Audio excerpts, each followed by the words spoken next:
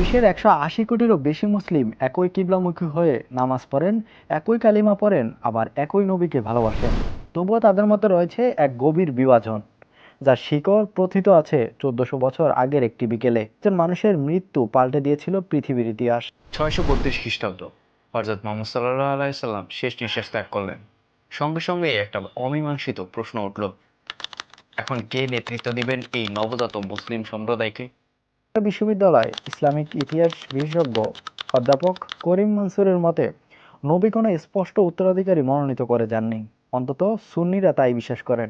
কিন্তু সিয়ারা বলেন, গাদিরে খুমের ভাষণে তিনি আলীকেই মনোনীত করেছিলেন। এই একটি মতভেদ থেকে জন্ম নিয়েছে ১৪ শতাব্দীর বিভাজন। একদল সাহাবী বলেন সম্প্রদায়ের পরামর্শে নেতা নির্বাচিত হবেন, আরেক দল বললেন রক্তের বন্ধন, নবীর পরিবারই একমাত্র বৈধ উত্তরসূরি। এই দুই মতের সংঘাত থেকে জন্ম নিল সুন্নি এবং শিয়া, ইসলামের দুটি মহাধারা। আর তারপর থেকে শুরু হলো খিলাফতের ধারাবাহিকতা। খিলাফতের দায়িত্ব পান হযরত আবু বকর রাদিয়াল্লাহু, প্রথম খলিফা মনোনীত হন, আর সেখানে উপেক্ষিত হন আলী রাদিয়াল্লাহু। আবার ৬৩৪ খ্রিস্টাব্দে হযরত উমর রাদিয়াল্লাহু দ্বিতীয় খলিফা, এবং ৬৪৪ খ্রিস্টাব্দে হযরত উসমান রাদিয়াল্লাহু তৃতীয় খলিফা হন, সেখানেও আলী রাদিয়াল্লাহু আবারও বঞ্চিত। অবশেষে ৬৫৬ খ্রিস্টাব্দে আলী রাদিয়াল্লাহু চতুর্থ খলিফা, কিন্তু ততদিনে ক্ষোভ দানা বেঁধেছে। ৬৬১ খ্রিস্টাব্দে আলী রাদিয়াল্লাহু আততায়ীর হাতে শহীদ হন, শিয়াদের জন্য গভীর শোকের সূচনা। আর সেখান থেকেই কারবালার প্রান্তর ইতিহাসের সর্বোচ্চ মর্মান্তিক দিন। ৬৮০ খ্রিস্টাব্দ ইরাকের কারবালার মাটি।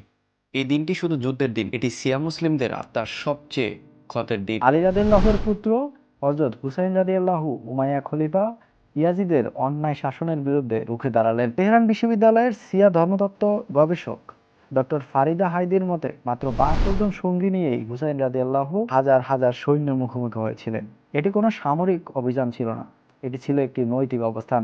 তিনি জানতেন মৃত্যু অবধারিত, তবুও অন্যায়ের কাছে মাথা নত করেননি। ১০ মুহররম আশুরার দিনে কারবালার মাটি রক্তে রঞ্জিত হলো।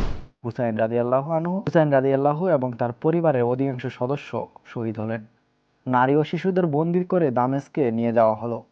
সেদিন থেকে কারবালা হয়ে উঠল শিয়া বিশ্বাসের কেন্দ্রবিন্দু।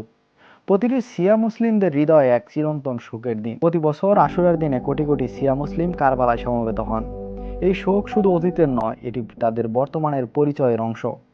প্রতিদিন কারবালা, প্রতিদিন আশুরা, এই স্লোগানে শিয়া চেতনার সার কথা। সেখান থেকেই ১৪০০ বছর পরেও আজকের রাজনীতিতে সেই বিভাজন। কারবালার সেই ধুলো এখন আর শুধু ইতিহাসের পাতায় নেই, সেই বিভাজন আজ ইয়েমেনের বোমার ধোঁয়ায়, সিরিয়ার উদ্বাস্তু শিবিরে, লেবাননের রাজনৈতিক সংকটে জীবন্ত হয়ে উঠেছে।